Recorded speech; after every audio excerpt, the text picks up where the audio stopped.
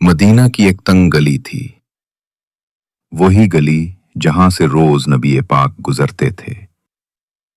لیکن اس گلی میں ایک عورت رہتی تھی، ایک بوڑھی عورت، جس کا دل نفرت سے بھرا ہوا تھا۔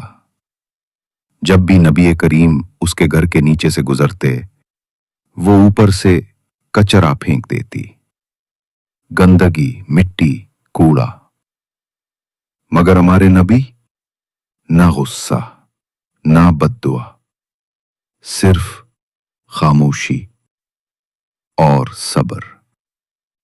یہ معمول بن چکا تھا، ہر روز کچرا، ہر روز برداشت۔ رفتہ رفتہ درد میں اضافہ۔ پھر ایک دن جب نبی اسی گلی سے گزرے تو حیرت ہوئی، آج کچرا نہیں پھینکا گیا۔ نبی رک گئے، نرمی سے پوچھا، آج وہ عورت نظر نہیں آئی؟ کسی نے کہا، یا رسول اللہ، وہ بیمار ہے، بستر سے اٹھ نہیں سکتی۔ بس نبی رحمت سیدھے اس کے دروازے پر گئے، دستک دی۔ جب وہ عورت سامنے آئی تو حیرت، شرمندگی اور خوف اس کے چہرے پر تھا۔